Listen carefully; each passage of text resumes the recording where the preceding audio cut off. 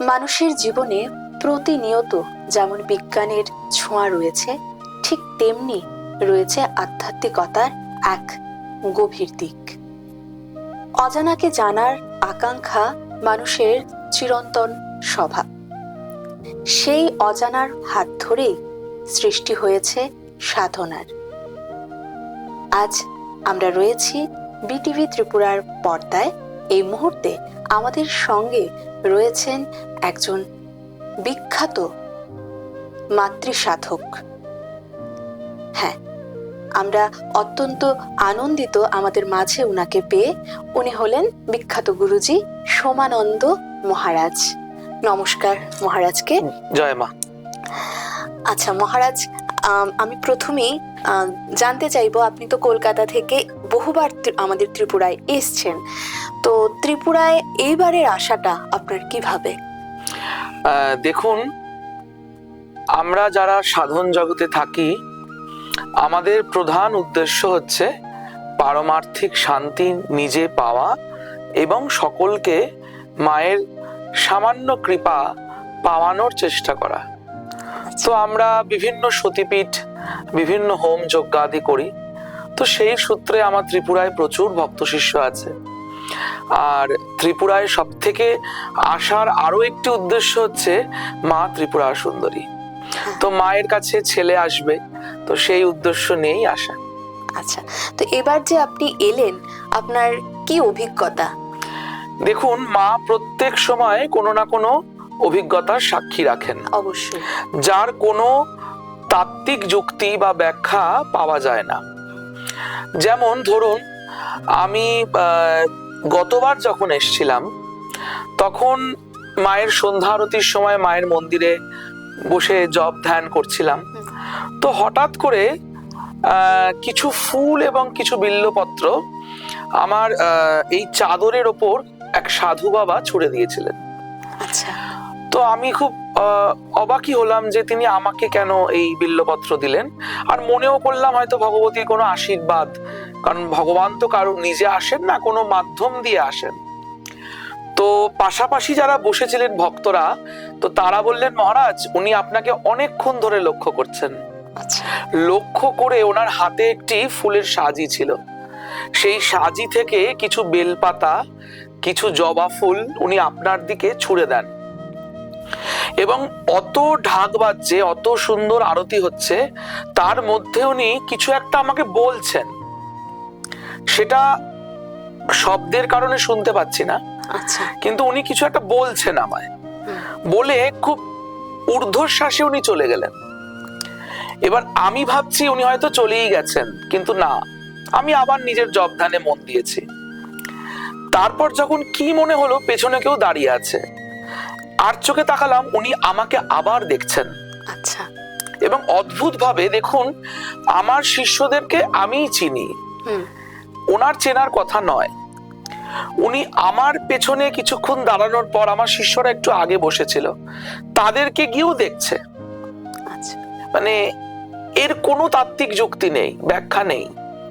সেই ওনার যদি পুষ্প বৃষ্টি করার প্রয়োজন থাকে, তাহলে ওখানে প্রচুর মানুষ ছিলেন, অন্য যে কোনো কারো, হ্যাঁ, যে কোনো কারণেই হতে পারতো। তো আমি এগুলো, আমি কেন, যারা আমরা শুভ বুদ্ধি সম্পন্ন মানুষ, আমরা প্রত্যেকে ভাবি যে এগুলি দেবীর আশীর্বাদ এবং লীলা। সে অবশ্যই। আচ্ছা, আমাদের হিন্দু সম্প্রদায়ের আমরা যারা রয়েছি, তাদের কিভাবে চলা উচিত? আমাদের কি পথ চলে, কিভাবে মেনে চললে আমাদের জন্য ভালো, শুভ? দেখুন, চাইছিলাম, সনাতন হিন্দু ধর্মে আমাদের অনেক ধারা আছে, মূলত 5টি ধারা। একটি হচ্ছে শাক্ত, একটি হচ্ছে শৈব, একটি হচ্ছে বৈষ্ণব, একটি হচ্ছে গানপত্য এবং সূর্য। তো আমার যেটা মনে হয়, আমাদের হিন্দুদের প্রত্যেকের এক হয়ে থাকা দরকার। সে অবশ্যই। কারণ যিনি বৈষ্ণব উপাসক, তিনি ব্রহ্মকে চিনছেন স্বয়ং নারায়ণের মধ্যে। যিনি শৈবের উপাসক, তিনি ব্রহ্মকে চিনছেন শিবের মধ্যে। যিনি শক্তির উপাসক, তিনি মাকেই ব্রহ্মময়ী জ্ঞান করছেন। রূপ অনেক, কিন্তু গন্তব্য একটাই, আমরা প্রত্যেকে নিরাকার ব্রহ্মকে চেতনা করছি। তাই আমাদের আমার প্রত্যেকটি হিন্দু সনাতন ভাই বোনের উদ্দেশ্যে একটাই বক্তব্য, আমরা সকলে যেন জোট বেঁধে থাকতে পারি এবং ভারত মাতার জয় করতে পারি। একদম একেবারে সঠিক কথা। আমাদের সত্যি প্রত্যেকের কিন্তু আমাদের এক হয়ে চলা উচিত, একে অপরের প্রতি শ্রদ্ধা রাখা, ভালোবাসা রাখা, এটাই আমাদের পরিচিতি। আচ্ছা, গুরুজির কাছে আরেকটি প্রশ্ন। তন্ত্র শাস্ত্র নিয়ে আপনি অনেক দিন ধরেই আপনি কাজ করছেন, তো সাধনা ব্যাপারটা আসলে কি, কিভাবে আপনি সাধনাকে আপনি আমাদের মতো সাধারণ মানুষকে আপনি আমাদের জানাবেন? দেখুন, সাধনা হচ্ছে গুরুমুখী, আচ্ছা। তার মানে গুরু প্রয়োজন। হুম। আর তন্ত্র গুরু ছাড়া সম্ভব নয়। হুম। এবার তন্ত্র তনু মানে দেহ, তন্ত্র করতে গেলে দেহের প্রয়োজন। হুম। এই যে ধরুন আমাদের দেহে 7টি চক্র আছে, মূলাধার থেকে সহস্রার অব্দি। প্রত্যেকটি চক্রকে আমরা শাস্ত্রে পদ্মের সাথে উল্লেখ করছি, তার মানে আমাদের 7টি পদ্ম আছে দেহে। আচ্ছা।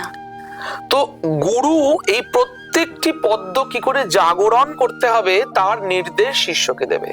আচ্ছা। সেটি সাধনা। তাই আমাদের সাধনা যদি করতে হয়, সেবা করতে হয়, তাহলে সবার আগে ওই গুরু ব্রহ্মা গুরু বিষ্ণু গুরুদেব মহেশ্বরঃ গুরুরেবা পরম ব্রহ্মা তস্मै শ্রী গুরবে নমঃ, সেই ব্রহ্মরূপী সেই ইষ্টরূপী গুরুকে বন্দনা করতে হবে, তবেই সাধনা সম্ভব। আচ্ছা আচ্ছা, আমরা তো যতটুকু জানতে পেরেছি যে আপনি দেবী বগলামুখীর ভক্ত, হ্যাঁ, দেবী বগলামুখীর সাধনা করেন। তো দেবী বগলামুখী সম্পর্কে আমাদের একটু কিছু জানান। আমরা সকলেই জানি মা কালীর আরেকটি রূপ উনি, তাও আপনার মুখ থেকে আমরা জানতে চাইছি। দেখুন, ভারতবর্ষকে আমরা 3টে ক্রান্তায় ভাগ করেছি, একটি বিষ্ণু ক্রান্তা, একটি অশ্বক্রান্তা এবং একটি রথক্রান্তা। আমরা যারা পূর্ব ভারতীয় লোক, তারা আমরা বিষ্ণু ক্রান্তায় কালী কুলে পড়ি। তার মানে কালী আমাদের সৃষ্টি, কালীতেই স্থিতি এবং কালীতেই লয়। তার মানে এই দশমহাবিদ্যার বগলামুখী হচ্ছে মা কালীরই একটি রূপ, এবং তিনি এই 10 মহাবিদ্যার মধ্যে 8ম সিদ্ধবিদ্যা। মায়ের অনেক রূপ ভারতবর্ষে প্রচলিত, তার মধ্যে দ্বিভুজা বগলা, যাকে আমরা শাস্ত্রে বলছি স্তম্ভিনী, অর্থাৎ স্তম্ভন বিদ্যায় উনি পারদর্শী, সমগ্র জগৎকে উনি থামিয়ে দিতে পারেন। আর চতুর্ভুজা বগলা, যাকে আমরা বলছি ব্রহ্মাস্ত্র বিদ্যা, অর্থাৎ যে কোনো সাধারণ মানুষের যখন দেওয়ালের পিঠ ঠেকে যায়, অর্থাৎ কিছু করার নেই, চতুর্দিকে শত্রু প্রবলেম, নিজের জীবনে কিছুই হচ্ছে না, তখন ওই ব্রহ্মাস্ত্র মানে সর্বশেষ উপায়, সেটি হচ্ছে মা। মা আমাদের হয়কে নয় করতে পারেন এবং নয়কে হয় করতে পারেন। এবার দেখুন, এই ব্রহ্মাস্ত্র, ধরুন ভগবান শ্রী রামচন্দ্র, তিনি যখন রাবণকে বধ করলেন ব্রহ্মাস্ত্র দিয়ে, কলিযুগে সেই ব্রহ্মাস্ত্রটাই কিন্তু মা পীতাম্বরী বা বগলামুখী। তো আমার বগলামুখী মাতৃ মিশন রয়েছে, মায়ের আমার বসত বাড়িতে মা রয়েছেন, তো মাকে আমি আমার মতন করে সেবা করার চেষ্টা করি, এবং অবশ্যই সেটি গুরুমুখী বিদ্যার মাধ্যমে। আচ্ছা, আমরা যদি বগলামুখী মায়ের কৃপা আমাদের পেতে চাই, তো আমাদের কি কি করণীয়, দেখুন কিভাবে আমরা তুষ্ট করতে পারবো? এটা আমি সকল ভক্তের উদ্দেশ্যে বলছি, যদি ভগবানের কৃপা পেতে হয় বা যদি মায়ের কৃপা পেতে হয়, তাহলে সবার আগে মা এই কথাটি অন্তর থেকে বলার চেষ্টা করুন। কারণ কবি বলছেন, অন্তরে তুমি আছো চিরদিন, ওগো অন্তরজামী, বাহিরে কোথায় যত খুঁজি তাই পাই না তোমারে আমি। ভগবান আমাদের অন্তরে, আর ভগবান কিছুই নেন না, নেন শুধু ভক্তি, নেন শুধু শরণাগতি। ভগবান দেখতে চান যে ভক্ত কতটা শরণাগতি রাখছে আমার দিকে, এবং তার চরণ বন্দনা করে বলুন, পরজনমে যদি আসিয়ে ধরায় তোমার ধরণী তলে, চরণ প্রান্তে ঠাই দিও মাগো রচিয়া হলুদ ফুলে। অর্থাৎ পরের জন্ম বলে যদি কিছু থাকে, আমি মানুষ পশু পাখি কিচ্ছু হতে চাই না, আমি ওই প্রত্যেক দিনের তোমার চরণে হলুদ ফুল হয়ে থাকতে চাই। তাই মাকে মা বলে বিশ্বাস করুন। আচ্ছা, আমার মনে আরেকটি প্রশ্ন আপনার কথায় এলো, যে এই যে বগলামুখী মাকে আমরা হলুদ ফুল দেই, সেই বিষয়টা মানে হলুদ ফুলই কেন উনি মানে এতটা ভালোবাসেন, তুষ্ট হন, সেটা আমার জানার ছিল।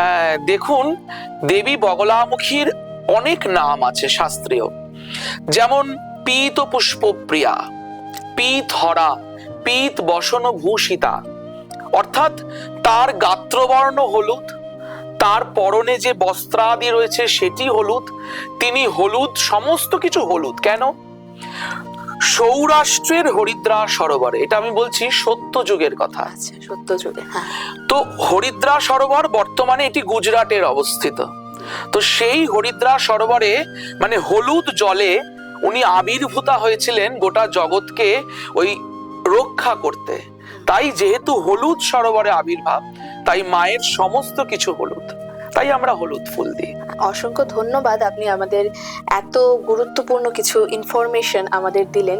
আমাদের নতুন প্রজন্মের যারা রয়েছে, আমি তাদের উদ্দেশ্যে বলবো, তোমরা অবশ্যই এই বিষয়গুলো মাথায় রাখবে। ভগবান এবং আমাদের যে আধ্যাত্মিক দিক, সেগুলো বিজ্ঞানের সাথে সাথে তারও কিন্তু একটি বিশাল দিক রয়েছে। সেটির উপর বিশ্বাস রেখে আমাদের কিন্তু চলা প্রয়োজনীয়, তাহলেই আমাদের পরবর্তী জীবন সুখকর হতে পারে। গুরুজিকে আমার অসংখ্য ধন্যবাদ, আমাদের এই স্টুডিওতে এসে আমাদের অনেক আপ্লুত করলেন আপনি। আমিও খুব খুশি হলাম এত সুন্দর একটি চ্যানেলে বসে মায়ের দু একটা কথা বলতে। তো আমার একটি সকলকে অনুরোধ যে সবাই এক হয়ে থাকুন, মায়ের জয়ধ্বনি দিন। তাই জয় মা। ধন্যবাদ।